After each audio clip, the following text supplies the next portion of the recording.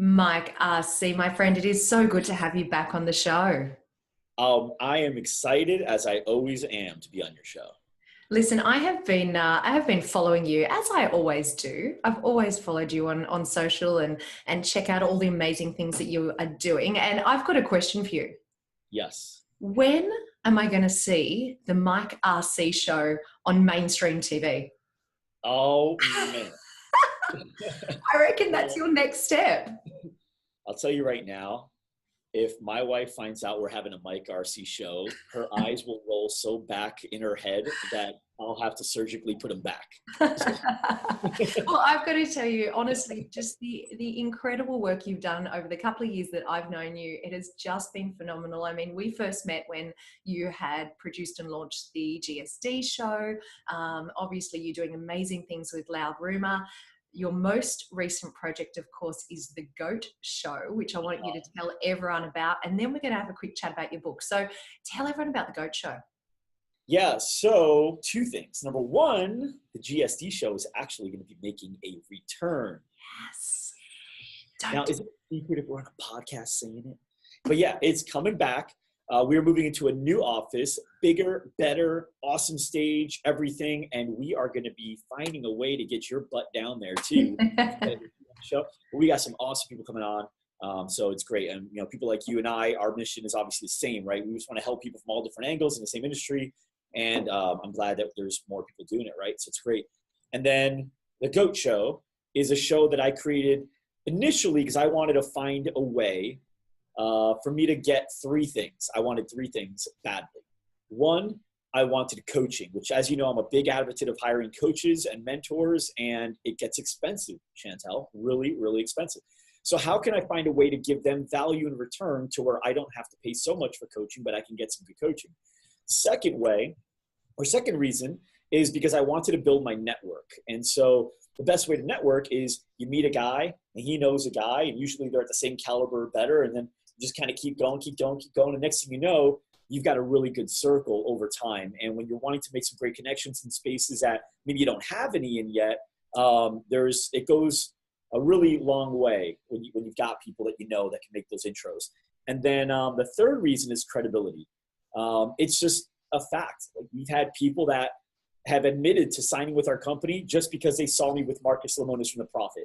There's people that have admitted signing with me because they saw me with, John Lee Dumas or Russell Brunson or Ryan Dice or Dennis Yu or whatever, right? There's credibility behind it. And there's people that have asked me to speak on stages because they just assume that if they're hanging out with me, I gotta be like, maybe they want a piece of it too. So it's been great. And in return, we have this show. We put a great production out. As you saw, there's like an awesome Sports Center theme to it. We do a lot of B-roll, and there's a lot of storytelling. There's a lot of value to the audience. Every question I ask, though, I actually want to know the answer to. So I'm not asking questions for anybody but me. And then I share that with you. I basically share my consulting sessions with the audience with some incredible people that can consult. Well, I have loved watching the show, Mike, and very quickly, you should just tell everyone. I'm sure they know what G.O.A.T stands for, but just in case. Greatest of all time. So we interview people that are arguably the greatest of all time at what they do. And the GSD show is get shit done. Yeah. Chris on here? I absolutely love both of those. Okay, good. Yeah, I love that. You can definitely say that. So guys, if you haven't checked out the G.O.A.T show, then make sure you tune in. I'll include a link in today's show notes. I actually just finished watching the episode that you did with the awesome Tom Breeze. We love Tom Breeze. He's an amazing YouTube expert. That was such a good interview that you did. Yeah, he's awesome. He's great. He's so cool. And I'm excited to hear that the GSD show is coming back. I read that. And so I cannot wait to see your new set. And, the reason that I was asking you about the Mike RC show is because one of the things that you just do so phenomenally well, other than interviewing, is you've got a professional, I feel like you've got an amazing professional recording setup and set, and it always looks amazing. So I absolutely love it. So I'm really excited. Thank you very much. Hey, Mike, one last thing before we actually get into the main interview, which we're going to dive into in just a second. You've got a little book there somewhere, I think. Show us that book. I do. It's a booklet. It's Fitness Marketing Secrets, How to Destroy Your Competition in the Fitness Industry. It's quick little guide. So it's about 60 pages, 52 pages, like a deck of cards, 52 pages. And we go over a bunch of stuff. So I'll just read you the table of contents real quick, some cool stuff that you get in here, a few of them. So one of them is 3 things to never do. These are 3 things that, unfortunately, almost everyone in the fitness industry is doing it, and you should never do it. The top 5% stay away from these things like the plague. Swipe your competitors' traffic. So how to make it so when your people are actually researching competitors or checking out your competitors' stuff, they actually start getting you in front of them instead. Another one is take yourself to school. So the things and the places that you should be learning from right now, that we're the top 5%, we work with over 800 studios, right? So for the top 5%, we're talking the 40, the best of the best, the people, like where do they go, what do they learn, and what do they know that they have to do every single day, period, every single day. The funny thing is there's a clear pattern as to what the top 5% do and what the top 5% don't do, and what the bottom 5% do and what the bottom 5% don't do. And so this book kind of covers those top and bottoms. Awesome. So Fitness Marketing Secrets by the one and only Mike Arce. Fitness Marketing Secrets. And you can get it at fitnessmarketingsecrets.com. Awesome. We will put that link in the show notes as well. So we've done all of our catching up, Mike. It is time to get into this interview today. And of course, we're going to be talking about pricing psychology. And I guess where I want to start this conversation is that, I heard you say that many sales are lost at the price presentation stage. Can you explain why you think that is? Yeah, so a big thing that you hear a lot of gurus say is, if somebody didn't buy from you at the point of, making that sale, at the point of the close, they didn't buy from you because you didn't provide enough value. In reality, I just don't think that's true in most cases because, small businesses, local businesses do a good job of, in fact, I think they talk too much, they over-deliver, they build a great rapport. That's a part they have no problem with, right? People have no problem with the rapport building and the educating and all that stuff. Where they have a problem is asking for the money at the end. And, a lot of people have their pricing, their program set up in a terrible way. But the reason is because they're copying what everyone else is doing. Everyone else is really just copying what everyone else is doing too. And so nobody has any real rhyme or reason. They think they do, but there's no actual psychology behind the pricing. It's their best guess as to what they think would get the person to want to buy. Really what they're doing is they're making all price options look attractive. Depending on what they may want, there's something for everybody. That's wrong. Okay. So talk to us more about that pricing psychology. Help us understand that. I mean, how can we actually use pricing psychology to influence our consumers' behavior? So I think when people come up with their pricing, I think what they do, I don't think people spend too much time on it. I would be surprised if the average person spends even an hour on it, right? And that's incorrect. I mean, there's literally companies, there's teams, there's analysts, there's people that are hired to design pricing a certain way, spend weeks on it, right? And most people just don't spend enough time on it. Now, you don't have to necessarily spend weeks because we're not really coming up with rocket science here. You don't need to because your competition sucks so bad at it. You just have to be better than them. So you don't really need to spend weeks on something like this. If you're Nike, different, right? You're competing with Under Armour, you're competing with, if you're Coca-Cola, you're competing with Pepsi. But in this case, you're competing with most people that just suck in the industry at doing this. So you want to design things in a way to where everything is a no-brainer. If everything is a no-brainer, they don't need to think about it, which is the number one objective people face. Okay, so we want to make it easy for them to say yes. We want to make it difficult for them to say no. I like that. Because everything's easy, right? It's just some things are easier. It's easy to say yes. It's easier to say, I'll think about it. We want it to be hard for them to say no because it just makes... So I'll give you an example of how like a movie theater will do it, right? So movie theater will, and this is a study that was actually done. If you go to Mike's Decoy.com, you can actually read this article I wrote and there's video on it. And the video actually shows a study of people going to the movie theater. And they take a group of people, go to the movie theater, and the options were a small popcorn for $3 or a large for $7. And more than 80% of the people chose a small for $3. And when asked why they chose the small, they said $7 is a little out of line for popcorn. It's too expensive. It's a ripoff.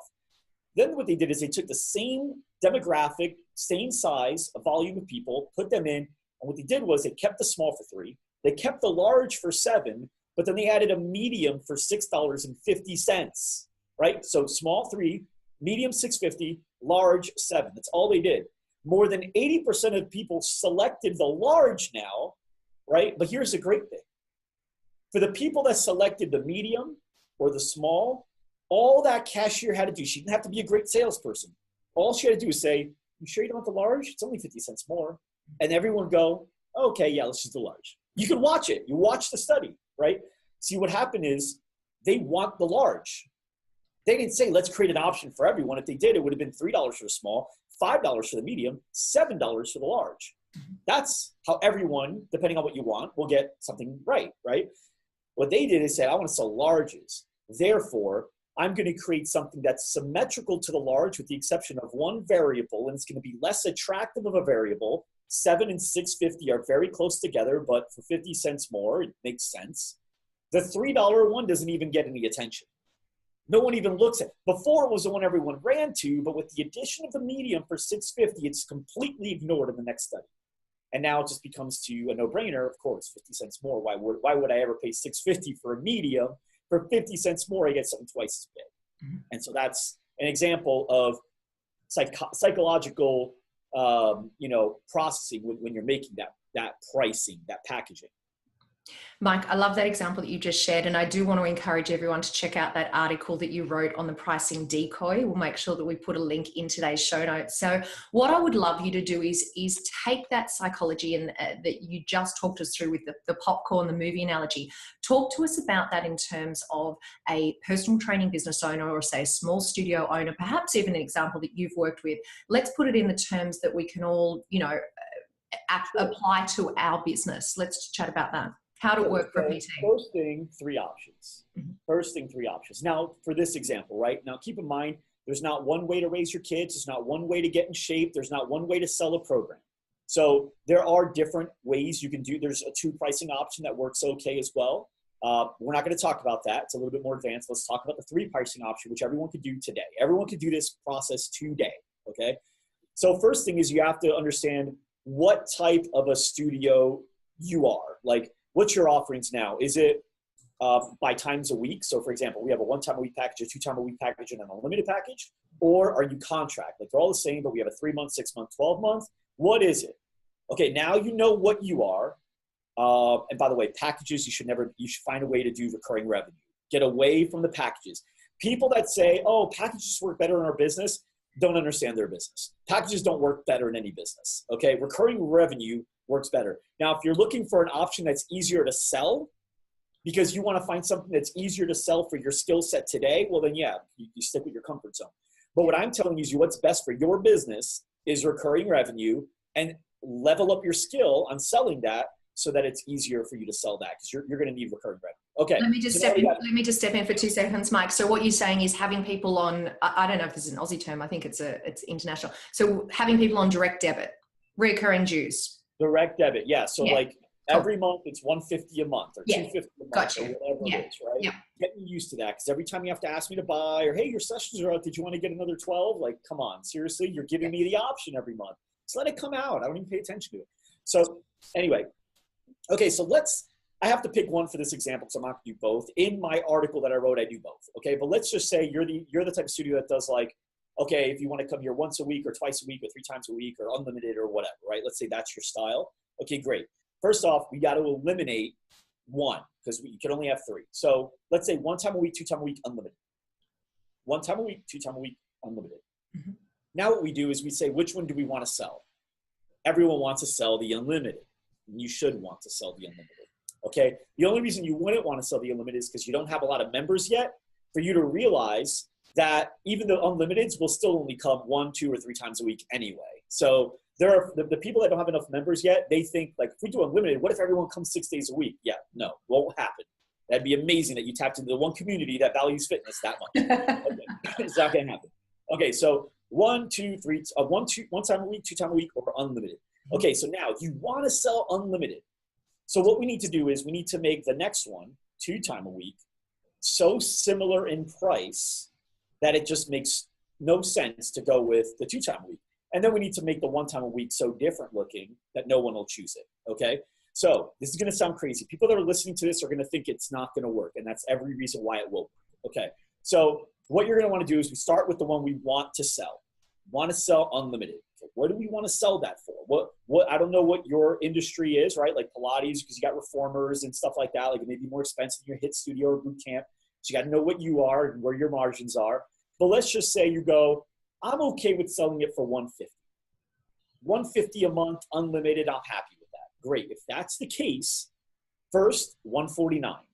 And don't be the one that does 147 because you want to be unique. The real reason people do sevens at the end is because they don't want to be the guy with the 9 at the end because they feel like everyone knows it's really 150. No, relax. There's a science behind it that you didn't even bother studying. You're just assuming that it's not going to work. You're negatively projecting because you think that's going to be salesy and you don't like salespeople, so you're going to not be the guy that you don't like. Science shows end with the 9. So 149, okay? Now, your next option is going to be 144. So your unlimited is 149 a month. Your 2 time a week is 144 a month. Right now, your audience is going, that sounds stupid. No, it sounds like a no-brainer, okay?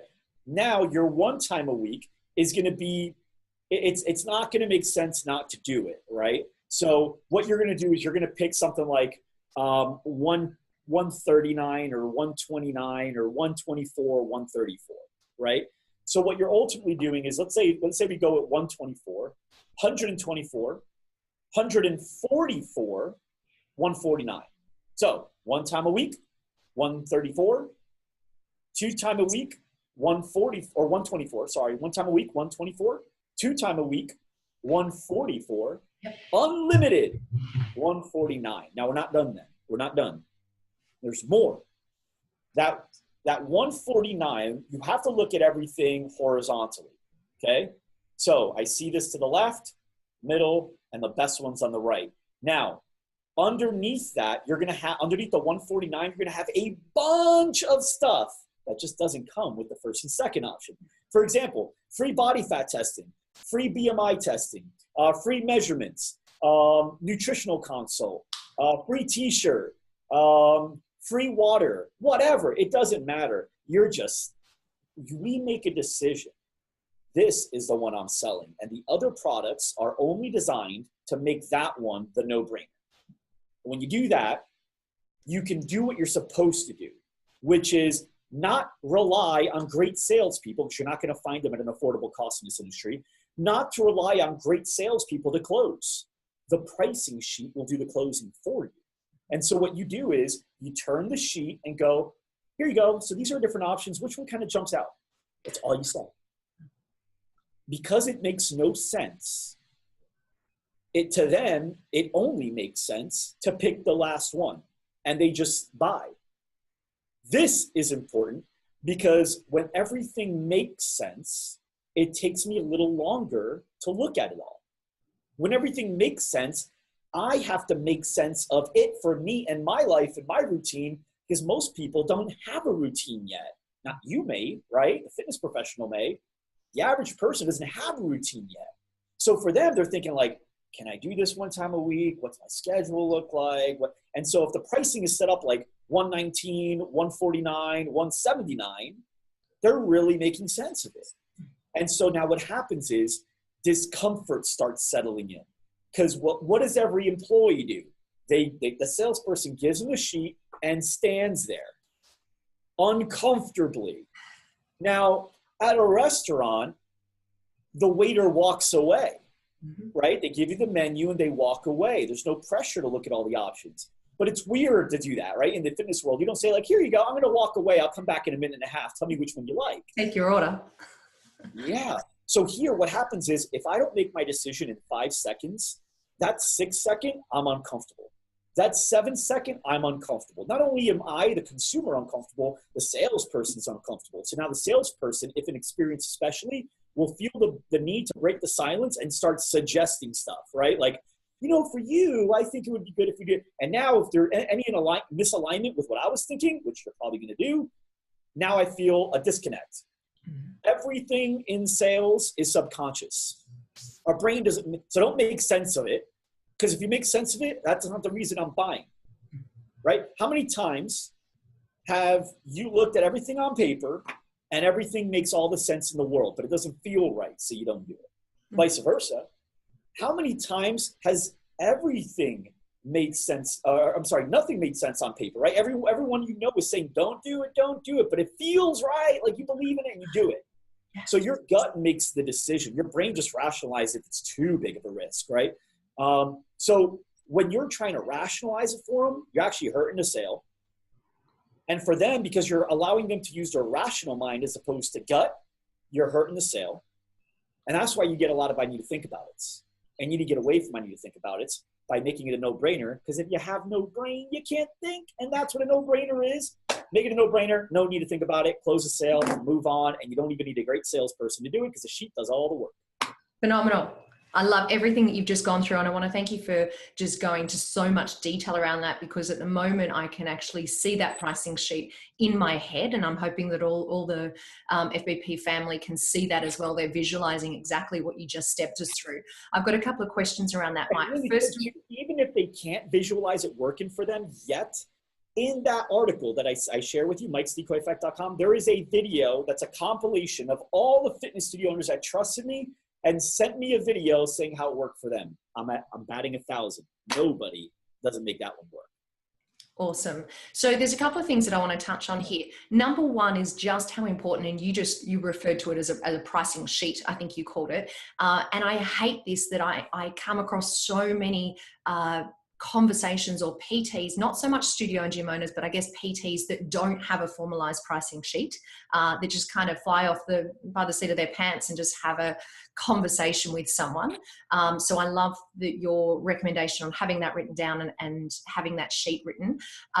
That's number one. Number two, you explained the order of that. So you had like the cheapest package on the left-hand side, and then the middle package, and then the package that you want them to purchase on the right-hand side. Right. Now, I assume that sequence is necessary, that whatever we want them to purchase, we put on the right-hand side. Is that correct? Yeah, I mean, people read left to right. So they're going to start with one, they look at the next one, and then they end with the last one, which looks a lot like the second one. They never go back to the first one, and they stay on those two. Yeah. Okay. So that's really important. The next thing is, you touched on this during that answer, and you were talking about the pricing psychology around the 99, finishing a price in 99 versus 97. And what I was interested in is you actually gave examples of, I think it was 124, 144. So are you basically saying it's like 124.99, 144.99, 149, or is it just the single? Can you help us understand that a little bit more? The 99, because remember, you're not looking to sell the other two. So the 9, what it does is it automatically brings a relativity to the number to the left of it. So for the 149, they're looking at the 4, they're seeing 140. Now, keep in mind, everyone knows 149 is really 150 consciously, but there's two brains working.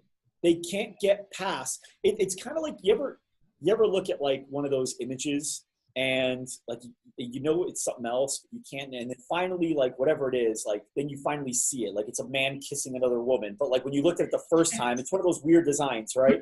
And like the first time, all you could see is the guy looking to the right. That's it. You don't see anything else. And then once you see that, oh, with this perspective, I see a man kissing a woman. Now you can't unsee it, right?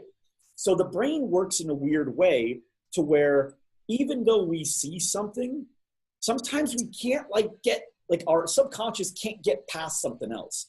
So we have to remember, we're not selling to the conscious mind, the rational mind. We're selling to the gut. The conscious mind knows it's 150. The subconscious mind doesn't play that game. Okay, so we have to understand. So the story is, there's a few different, if you read the book Priceless, it's a great book. I'll actually put an image of it right here. Yep. So say it again, just for all of our audio listeners. Price list, is it called? Priceless, like no price. Priceless. Priceless, yep. Not list, with a T at the end, not that. Okay. Okay, so Priceless, when you buy that book, there's an example in there, and I may chop up the story, but there's a few different ways, theories as to where it started. One of them was because the British dollar and the American dollar didn't convert properly. They were doing it like eighths and stuff like that. So by putting something at a 9.99 at the end, it ended up breaking things even. And there's another theory that a big box store, I believe it was Macy's or Bloomingdale's, one of those two, actually started doing 99s because there was a little doubt in the cashiers and them pocketing money. So they created a dollar amount that forced them to get change, and by 1 penny off increased. So it was just like, it's just a way for security. So there's a couple different theories, but here's what happened. They started realizing that the 9 actually worked. And so it was working so well, and they tested it against 8s and 7s, and it didn't really matter. 9 always won. And so as kind of like they were joking around, these two guys were joking around in like the 80s, and they said, we should open up a 99-cent store. And they did. And obviously that blew up pretty well. And there was competing 88-cent stores, 98-cent stores, and nothing ever worked as well as a 99-cent store. There's psychology behind it. And I don't think enough people read or understand pricing. So there's an example in this book as well, where they actually said, okay, we have 30,000 people on a mailing list that we send a catalog to every month, right? It's a clothing store. We got 30,000 people on this mailing list. Here's what we're going to do. We're going to send all 30,000 people the exact same catalog. However, this 10,000, that one blouse, the most popular, we're going to make that blouse $134. In the other 10,000, just that one blouse is going to be $139. I'm sorry, $34, not $139, $34. The other one, it's going to be $39. And in the third group of 10,000, it's going to be $44. So they're all identical every way, with the exception of that one blouse. It's $34 in one, $39 in another, $44 in another. And so out of this group of 10,000, that group of 10,000, and this group of 10,000, the $39 one actually outsold both of the others, the one that's more expensive and the one that's cheaper. The 9 works. The 9's worked in so many studies. Your show's not long enough, okay? But people don't take the time to ask why. They just start projecting the wrong things, and people need to study this game. It's really interesting how your sales process can be a lot smoother if you clear some of the obstacles that you don't realize are actually in your way. So let's wrap this up with a couple of really strong takeaways for all of the listeners out there, Mike, because what I'm imagining right now is if I'm a personal trainer or if I'm a studio owner, I want to take the opportunity now to go back and have a look at my pricing sheet, to go back and have a look at the structure of the way that I've actually set my pricing up right now. That would be my very first move. What takeaways can you give the listeners today based on our conversation around pricing psychology? Well, number one, definitely remove the clutter. If you can't give that price list or that price sheet to a random person that doesn't know your business, and within 30 seconds, within 15 seconds, they can turn the paper over and they can tell you what they get for what price. If they can't do that, it's too complicated. You can, because you created it, like you get it, right? And your employees can, because they talk about it all the time. So that's number one, reduce the clutter. If you are going to add a ton of stuff, it should only be the one that you actually want to sell, and the other one shouldn't have all that. The next thing, know which one you want to sell and design everything around that. Don't look for an option for everyone. Look for an option that helps your company the most and make it so that everyone wants that one, okay? Read the book Predictably Irrational. It's a great book. That'll give you a good understanding as to all the different ways you can price things. Read the book Priceless that I just explained. That's another really good way. And also read the book Ultimate Sales Machine. It's another really great book by Chet Holmes. So those are 3. I mean, here's the thing. To be great at anything, not good, great, you've got to be well-rounded. Tom Brady is great. He's well-rounded. He doesn't just know how to do this well and everything else he sucks. He knows how to do it all well. He studies the game. He studies it, right? LeBron James, Tiger Woods, all those guys. So as a business owner, you can't just be great at getting people in shape. You can't just be great at getting people to build rapport with you. You can't just be great at, customer service, something like that. You've got to, have you even read a book on pricing? Because you're not going to be born with that. That's like saying the competitor that wants to be on stage at a fitness competition, because he's born genetically gifted, that he's also intellectually gifted, or he just knows how much protein you should have. He doesn't know what protein is. No one's born knowing, okay, I need this much protein, carbs, and fiber. No one knows that. You have to get that externally, put it internally, and then your physical genetics can get advantages better than others. with you, hey, great, that's awesome. You're good at sales. That means nothing if intellectually you don't know what the heck you're doing with your pricing, with your follow-up, with your whole sales, with your ads that you're creating for Facebook and Instagram. Like, is there a reason you wrote that? Or did you just write it? Do you have urgency, scarcity? Do you have popularity? Do you have rarity? Do you have all those strategies inside of your ad at the same time? Or did you just do what you think sounds good and you think most people would like? Because then you're winging it. And it doesn't matter how good you are, you're never going to be great. You're going to be the guy that could have been great. Mike, I love your passion for learning, and I love that you always go over and above when it comes to helping educate people in our industry. It's one of the things that I admire so much about you. You, in everything that you do, are always trying to help all of us out there.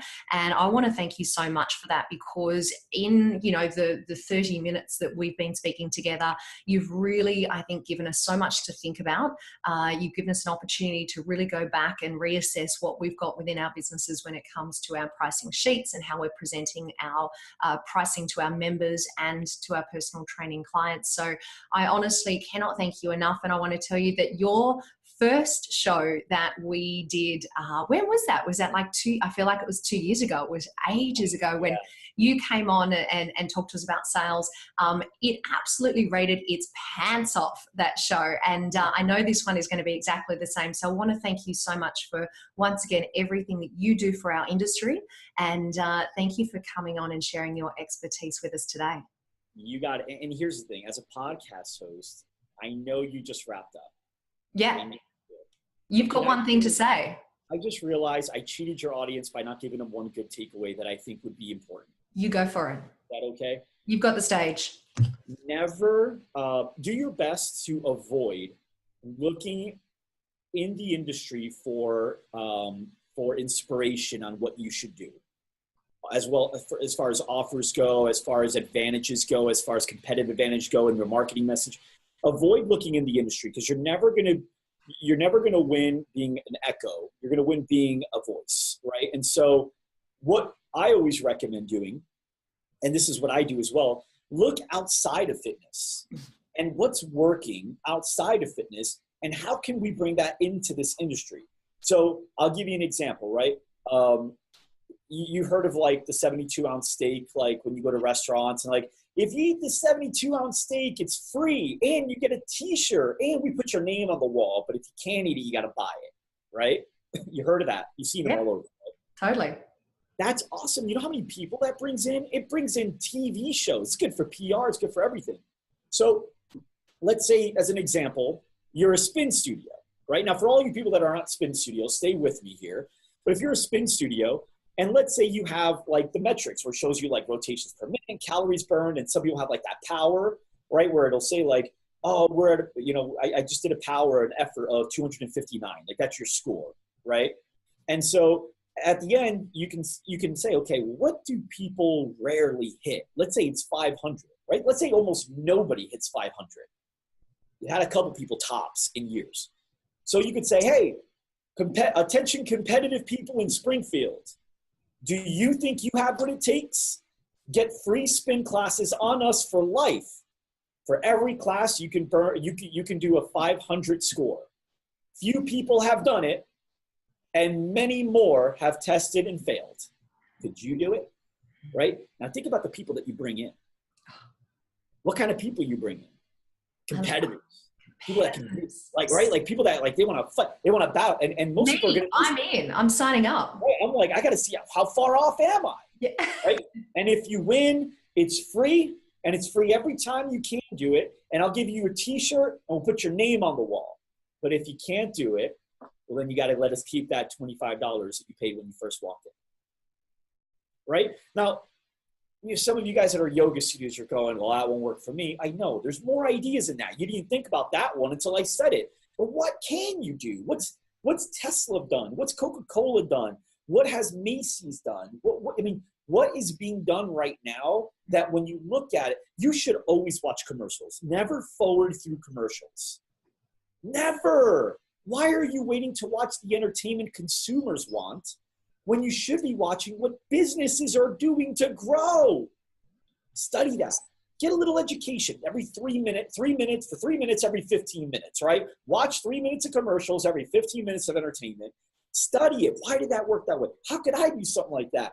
And then find inspiration, because when you get inspiration from outside of the industry and bring it in, it's never been brought in before, it actually looks innovative. Yeah. But it's not. You copied, because no one's copied here, it looks like it was never done. Yeah. And I love some of those examples that you just shared with us, Mike. And I remember going into, and I learned from this, I went into a Nike store in the US a couple of years ago. And I remember one of the things that they had done at the time. And at the time it was brand new. And I was walking around the store with like my handful of, workout gear and everything. And there was a massive queue down the front of the store. And I was like, oh, I don't want to queue up to go and pay for my goods. And the next thing I know, like, not that I said that out loud, but the next thing I know, one of the Nike store employees walks up to me with a mobile payment device and is like, hey, I can check that out for you right here. And I was like, yes. And for me, from a customer experience point of view, I was like, this is so cool. It's so simple, but I've just had an amazing customer experience. And so for me, that was a great takeaway from another industry that I learned of, how you can adapt your business model to really properly look after your customers. You can look up to Nike, to Hyatt, to Disney. That's a great example, Chantel. That's a great example. But like, how did you feel that one time at the Hyatt when you stayed there? What was it that made you feel that way? How can you do that in your place, right? As a business owner, you should always be looking at 3 things every time you're out at other businesses. 1, you should look at their employees, the recruiting. Could I hire that person? Would I want that person here for me? I'm a waitress, whatever. Like, I will look at you and I'll ask you questions, and I'll ask you questions about your job. I'll say, hey, so do you like working here? How long have you worked here? Why do you like working here? That's awesome. And if I don't like the answer, I go, I'm always curious, and they walk away. And if I do like their answer, I go, so is this where you want to be for the next 5 years? And then I never say, are you open to other opportunities? Because everyone wants to be loyal, right? Everyone wants to be loyal. What I say is, are you totally closed off to other opportunities? Because nobody wants to be not open-minded, right? So you want to play to what people want to be or don't want to be. I know you want to be loyal, but I also know you want to be open-minded. So I'm going to ignore the other thing. And I'm going to say, are you totally closed off to other opportunities? No, I'm always open. Awesome. And then we start from there. And then, you should always be looking at their pricing. How are they pricing this out? What makes me do I want this? Am I feeling a pull? Like, is there a current pulling me to buy this? Why am I feeling this way? Right? And the next thing is the experience. Did that employee say something, or the way this is laid out? Like, do I feel something? Why do I feel it? What's making me pull this way, positively or negatively? Wow, do we do that negative thing? We do that. Oh man, we need to stop that. I didn't realize it felt so bad. Bring it back to the team, right? So look at the feeling you get in these areas. It's important. So important. So that's a great one to finish on, Mike. So we need to make sure that we're always looking outside the industry and being open-minded to how other people do things and thinking about what we can learn from them. So Mike, thank you so much. It is always, it's an honor to speak to you, and it's always so much fun to speak to you. So thank you for joining us today on the show. And it is fun to speak with you too. Thank you for having me. Yeah.